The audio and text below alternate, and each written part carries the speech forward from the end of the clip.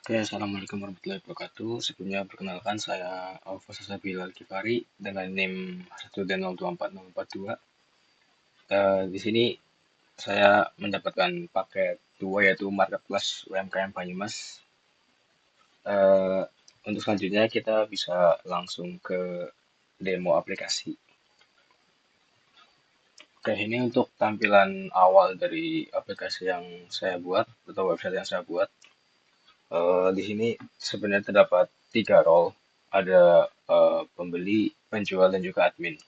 Untuk awal di sini saya akan menembokkan untuk pembeli terlebih dahulu.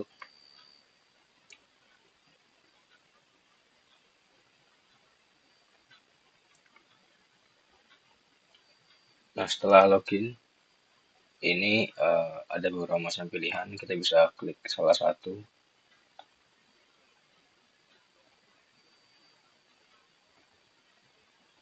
tambahkan ke keranjang.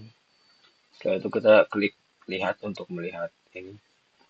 Nah, nantinya akan terdapat statistik ya, total dan juga total barangnya, stok apa, jumlahnya berapa dan juga harga total harga. Kita check out sekarang. Oke, di sini kita diminta untuk mengisi alamat kita isi terlebih dahulu.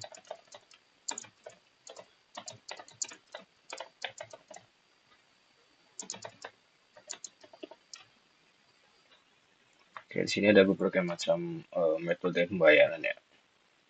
Kita pilih salah satu, lalu buat sana. Nah, nantinya akan diarahkan ke halaman ini. Pesanan berhasil dibuat. Lalu untuk selanjutnya bagaimana? Ada untuk upload bukti transfer lebih dahulu. Jadi kita tidak bisa lanjut ketika kita belum upload bukti. Kita upload saja sembarang.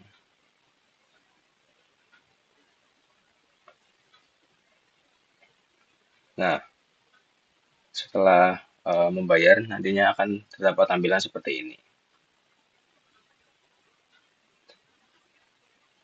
Nah, itu untuk pembeli. Mungkin kita lanjut saja ke penjualnya ya untuk mengkonfirmasi juga.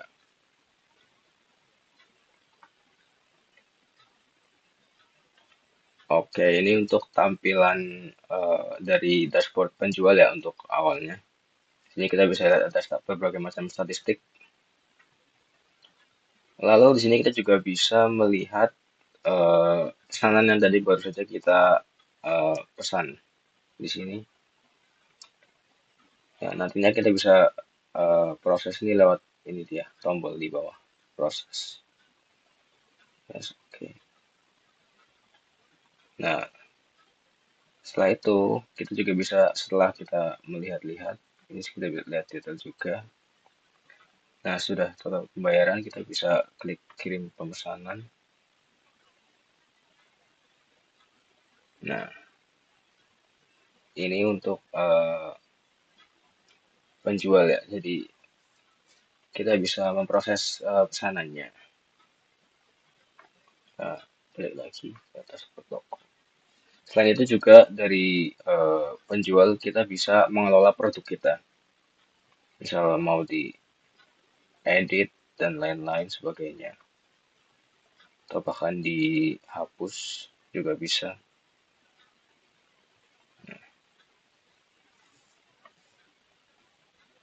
Selain itu juga kita bisa melihat ini ya laporan ketika kita klik ekspor maka akan terekspor untuk laporan terkini. Ini dia.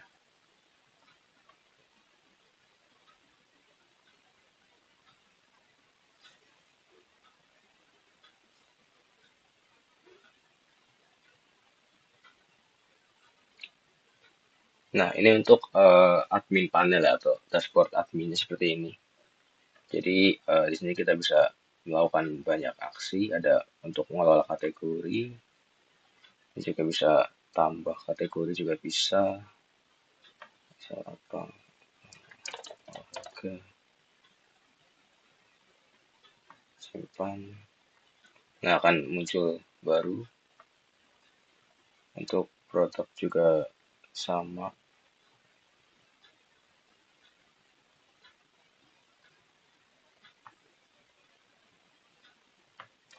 Ini untuk toko juga bisa, misalnya kita detail, bisa melihat detailnya. Bahkan kita bisa menghapus toko juga bisa. Lalu juga di admin ini kita juga bisa mengekspor laporan. Misalnya kita ekspor PDF, nah bisa terekspor.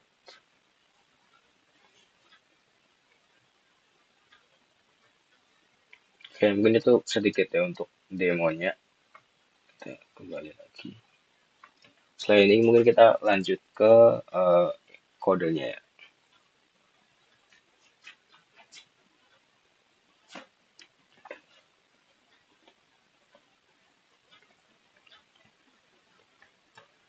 Oke, kita sudah masuk ke VS Code-nya.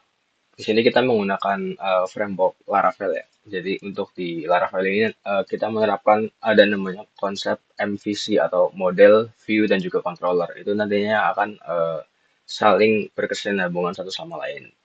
Jadi untuk awalnya ini untuk model ya. Nah untuk model ini kita biasa untuk menyimpan atau konfigurasi database di sini. Selain itu juga setelah kita konfigurasi di sini,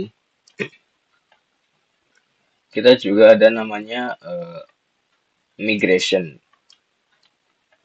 Nah, untuk migration ini yang nantinya akan bersinggungan langsung dengan database kita atau apapun database yang bakal kita pakai nanti.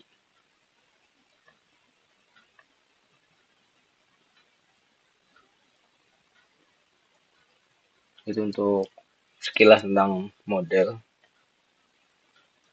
Nah, mungkin kita ke controller terlebih dahulu ya, karena ini yang cukup kompleks. Nah, ini ada tiga, bisa dibilang tiga sub ini sih apa? Tiga sub folder ya. Ada admin, ada pembeli, penjual juga. Ini out untuk login dan juga register. Oke,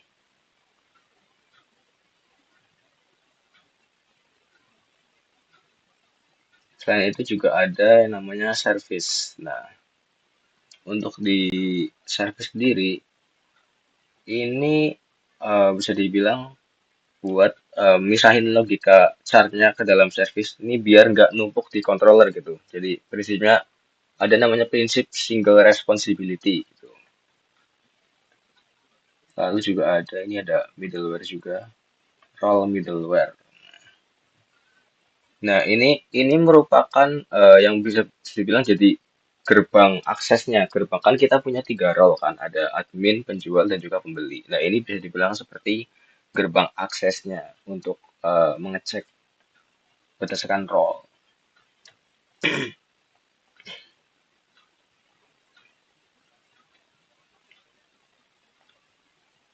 Oke, lalu setelah itu tadi udah model, controller, mungkin kita ke view dulu sebentar.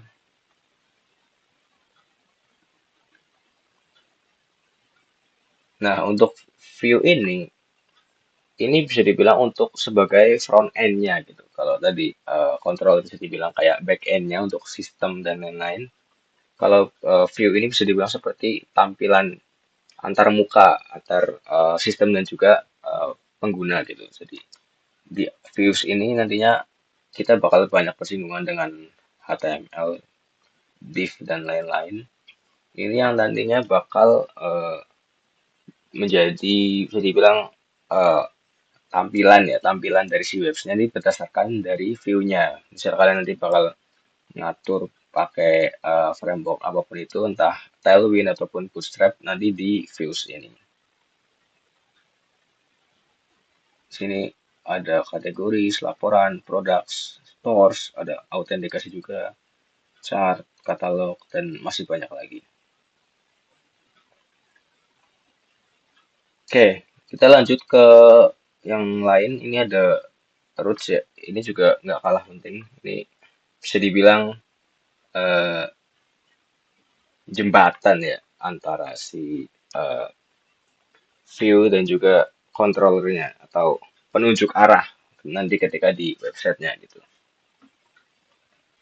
Nah, di root Ini saya ngelompokin ke berbagai macam grup gitu. Ada root prefix, ada buat root middleware dan lain-lain. Ini ada banyak. Nah, untuk middleware ini dikelompokkan berdasarkan role-nya. Ini kan ada role pembeli, ada eh, admin juga, mana admin atas kayaknya. Nah, ini ada penjual, terus juga ada admin. Nah, rute ini bisa dibilang buat middleware membatasi lah. Buat membatasi nantinya kita bakal login ke admin ataupun penjual ataupun pembeli.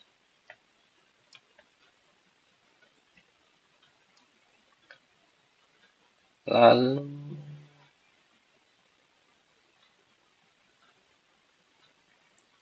kalau untuk root chart ini biar si pengguna tuh eh, bisa tetap berinteraksi di dalam web tersebut walaupun dia belum login gitu. Nah, lalu juga di model ini sebenarnya ada yang namanya relasi antar tabel. Relasi antar tabel itu yang mana? Itu kita pakai yang ini nih, belongs to ini. Ini nantinya yang bakal dipakai buat relasi antar tabel. Jadi setiap tabel di sini tuh punya keterkaitan satu sama lain gitu. Jadi nantinya bakal saling terhubung gitu buat di sistemnya nanti. Lalu juga ini ada yang namanya database seeder ya. Database seeder ini apa? Jadi kayak seeder ini nyiapin data awal akun admin default gitu. Jadi beberapa akun penjual yang tadi itu ada masing-masing. Jadi ini nantinya setelah ngeklon nantinya bakal pakai PHP artisan eh, nah, kodenya tuh PHP artisan db.2 seed. Nah, ini nantinya bakal bisa langsung di demo tanpa harus input manual gitu. Jadi nantinya bakal langsung ada kayak semisal ini nih, user-usernya langsung ada gitu. Oke, mungkin kita lanjut ke tantangan, ada challenge. Mungkin challenge yang pertama itu tadi di ketentuan ada yang namanya challenge session card tanpa harus login gitu. Nah, ini yang sempat tadi saya sempat bicarakan juga di awal. Buat di session chart ini dipisahin ya di sebuah kelas namanya kelas service.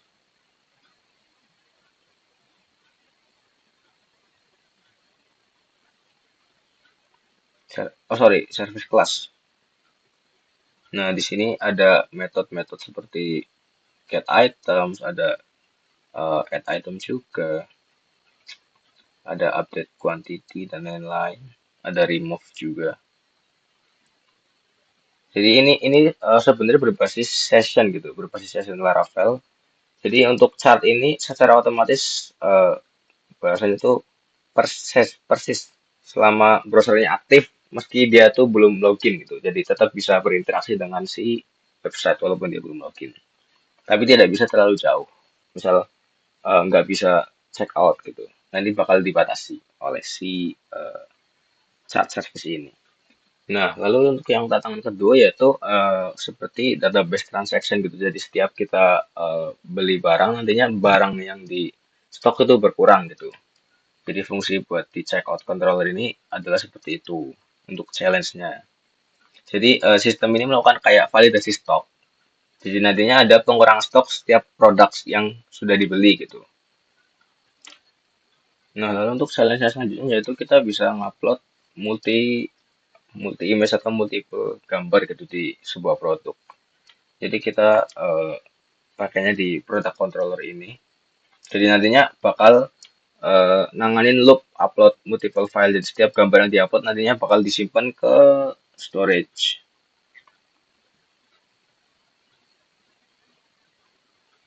Nah, ini bakal disimpan di storage ini. Lalu nanti path-nya bakal dicatat ke table product image gitu. Jadi lewat si modelnya. Nantinya dipakai buat ditampilin di bagian view. Lalu untuk tantangan selanjutnya itu ada namanya state machine status gitu. Jadi kita bisa merubah status pesanan, misal baru di pesan, habis itu dikonfirmasi, diproses, dan juga sampai dikirim. Nah, ini dipakai di controller, order controller kita.